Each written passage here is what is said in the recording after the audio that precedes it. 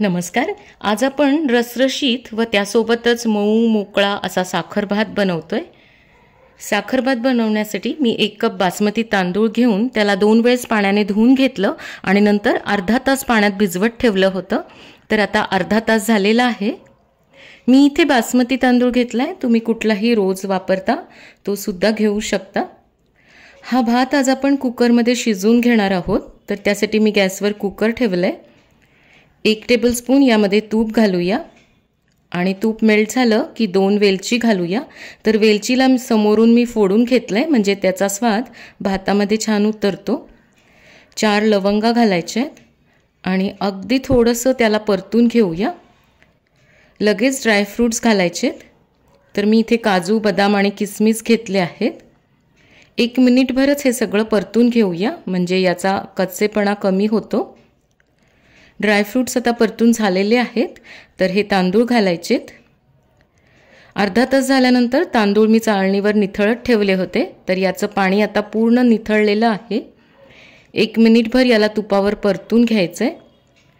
थोडंसं असं परतून घेतलं म्हणजे भात मऊसूत होण्यासोबतच छान मोकळा पण होतो. तर आता 2 मिनिट मी परतून घेतलं आहे. पाणी घालूया. 1 कप आपण तांदूळ घेतले होते त्यासाठी 2.25 कप पाणी घालायचं आहे. तर ही माझी वाटी बरोबर 1 कपाची आहे.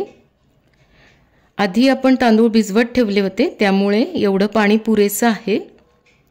2 चिमूट यामध्ये मीठ घालूया. कुठल्याही गोडाच्या पदार्थामध्ये थोडंसं मीठ घातलं की तो पदार्थ खायला आणखी छान लागतो. सगळं व्यवस्थित हलवून घ्यायचं आहे कारण बऱ्याच वेळेस तांदूळ बुडाला चिकटून बसतात.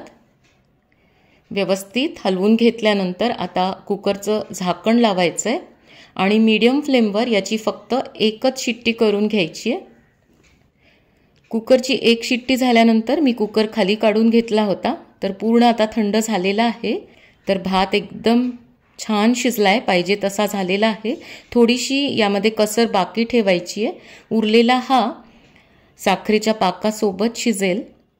तर मऊ सोबतच मोकळा पण झालाय. हाताने असा सुट्टा करून घेऊया.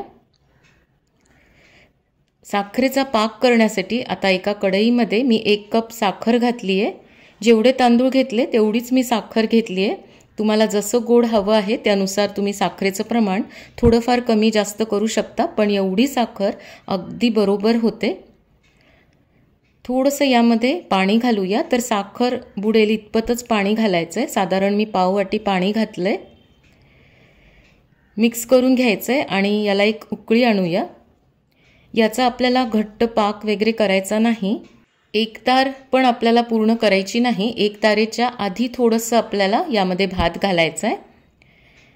तर आता हे छान उकळायला सुरुवात झाली आहे. चमच्यावर घेऊन बघूया. तर पाहिजे तसा पाक झालेला आहे. 1 तारेच्या आधीची ही स्टेज आहे. तर एवढाच आपल्याला पाक करायचा आहे. फार जास्त घट्ट करायचा नाही. 10 ते 12 केशरच्या काड्या घेऊन त्या मी पाण्यात भिजवत ठेवल्या होत्या. तर त्या घालूया. सगळं हलवून घ्यायचं आहे. यामध्ये आता हा शिजवलेला भात घालूया. भात छान मी हाताने मोकळा करून घेतला होता. तर पारंपरिक पद्धतीमध्ये भात पातेल्यामध्ये आधी शिजवून घेतात. पण आज आपण कुकरमध्ये शिजवला आहे. कुकरमध्ये शिजवला की अगदी झटपट भात शिजतो आणि कुकर होईपर्यंत तुम्ही इतर कामेही करू शकता. यामध्ये मी आता अगदी चिमूटभरच खायचा फूड कलर घातला आहे. आपण जरी केशर घातलेलं असलं तरी त्याचा एवढा छान रंग येत नाही. थोडा कलर घातला म्हणजे भात दिसायला एकदम छान दिसतो. तरी फूड कलर घालणं ऑप्शनल आहे. तुम्हाला आवडत असेल तरच घाला. आता सगळं बुडापासून मिक्स करून घेऊया. यावर आता झाकण ठेवूया आणि भात छान शिजेपर्यंत शिजवून घ्यायचं आहे. अधूनमधून झाकण काढून याला हलवून घ्यायचं आहे.